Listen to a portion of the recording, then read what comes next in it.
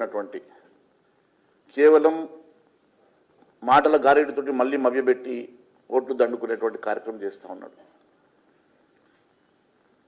ఈ రాష్ట్రానికి కేంద్ర ప్రభుత్వం 11.5 లక్షల కోట్ల రూపాయలు ఇచ్చిందని ఆధారాలతో సహా అనేక సార్లు మేము అసెంబ్లీలో చెప్పడం జరిగింది. మళ్ళీ తెలంగాణకు భారతీయ జనతా పార్టీ ఏమి ఇచ్చిందని మళ్ళీ అవే తప్పుడు ప్రచారం చేసే ప్రయత్నం చేస్తారు. అదే మాదిరిగా కిషన్ రెడ్డి గారి మీద తప్పుడు ఆరోపణలు చేస్తూ కిషన్ రెడ్డి గారు ఈ రాష్ట్రానికి నిధులే తీసుకురానట్టుగా మాట్లాడతారు. మరి ఈ అంశం మీద మేము బహిరంగ చర్చకు సిద్ధంగా ఉన్నాం.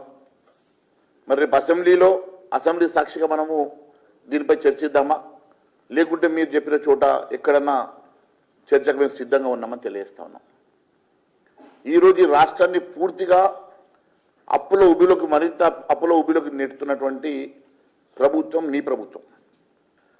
ఎన్నో హామీలు ఇచ్చి అన్ని అంశాలు తెలిసి కూడా గతంలో భారత్ జోడో యాత్ర సందర్భంగా మీరే అనేక సార్లు ఈ రాష్ట్రం అప్పుల పాలైంది, దాదాపు 5.5 లక్షల కోట్ల రూపాయలు అప్పు ఉందని చెప్పి నేను ఖచ్చితంగా ఇచ్చిన హామీలు నెరవేరుస్తాను, వారు అవినీతి సొమ్మునంతా కక్కించి అదే అవినీతి సొమ్ముతోటి సంక్షేమ కార్యక్రమాలను నిన్ను నడిపిస్తానని చెప్పిన రేవంత్ రెడ్డి గారు 2 సంవత్సరాల్లో ఒక్క రూపాయి అయినా అవినీతి సొమ్మును కక్కించావా?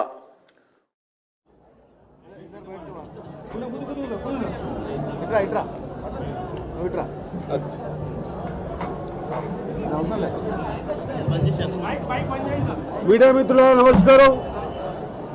మొత్తం ఎపిసోడ్ పెద్దలు చెప్పారు, 2 నిమిషాలు చెప్తా. జూబ్లీ హిల్స్ ప్రజలు ఓ మంచి మూడ్లో ఉన్నారు. మేము తిరిగి ప్రచారం చేసిన తర్వాత, అడిగిన తర్వాత, తెలుసుకున్న తర్వాత చాలా విషయాలు బయటకు వచ్చినాయి. 3 సార్లు అవకాశం ఇచ్చినటువంటి బీఆర్ఎస్కు ఆ 3 సార్లు 2 సార్లు 10 సంవత్సరాల అధికారంలో వాళ్ళే ఉన్న సందర్భంలో కూడా 3 సార్లు బీఆర్ఎస్కి ఓటేసిన మా పాపానికి మేము ఉదయం 3 గంటలకు లేచి నీళ్ళు పట్టుకునే పొద్దు వచ్చింది మాకు. మీరైనా మాకు అవకాశం ఇస్తారంటే స్పష్టంగా చెప్పాం. 2 నెలల్లో ఈ ప్రాంతంలో 150 కోట్ల పైబడి అభివృద్ధి చేశాం. ఒక అవకాశం ఇచ్చి చూడండి, నవీన్ గారిని పెద్ద ఎత్తున గెలిపించే ప్రయత్నం చేయండి. మీకు 100% మేము చెప్తా ఉన్నాం.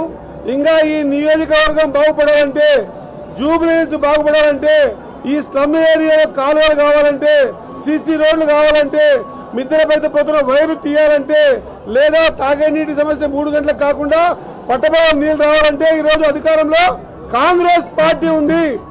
2 నెలల్లో 150 కోట్లు ఖర్చు పెట్టగలిగిన కాంగ్రెస్ పార్టీ ఖచ్చితంగా ఈ 3 ఏళ్లలో దాదాపు 400-500 కోట్ల రూపాయలు ఈ స్లమ్లో ఖర్చు పెట్టి వీళ్ళ జీవితాల్ని కొంత మెరుగుగా తీసుకురావడానికి ముఖ్యమంత్రి గారు, కేబినెట్ అందరం కూడా సిద్ధంగా ఉన్నాం. దయచేసి ఓటర్ల మహాశయులారా, ఇటువంటి అవకాశాన్ని ఎప్పుడు కూడా జారవిడుచుకోవద్దు.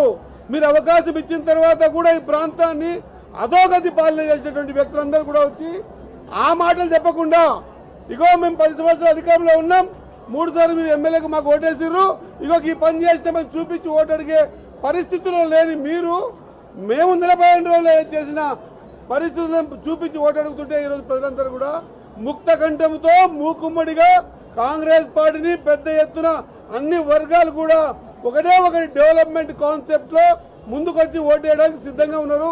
ఎప్పుడు వస్తుంది 11వ తారీఖు అని వెయిట్ చేస్తా ఉన్నారు. కాబట్టి ఓటును వినియోగించుకోండి. దయచేసి చాలా తక్కువ శాతం ఓటు అవుతుంది కాబట్టి మీ ప్రాంత అభివృద్ధి కావడానికి ఇది ఒకటే అవకాశము. మీ దగ్గర ఉన్నది బ్రహ్మాస్త్రము. ఆ అస్త్రాన్ని ఉపయోగించి ఈ విధంగా గెలిపించుకున్న తర్వాత పని చేయకపోతే కర్రుగాల్చి వాత పెడతారు అనే లెవెల్లో మీ ఓటింగ్ ప్యాటర్న్ ఉండాలి. కాంగ్రెస్ పార్టీకి అవకాశం ఇస్తున్నారు. అదే మాదిరిగా మా నవీని గెలిపించండి. మళ్ళొక పీజీఆర్ కాబోతా ఉన్నాడు. ఈ ప్రాంతంలో మేమందరం కలిసి మాట ఇస్తా ఉన్నాం. నవీని ద్వారా మీ అందరికి కూడా సేవకులుగా పనిచేపించేటువంటి బాధ్యత మేము మంత్రులుగా తీసుకుంటామని తెలియజేస్తూ ముగిస్తా ఉన్నా. ధన్యవాదాలు.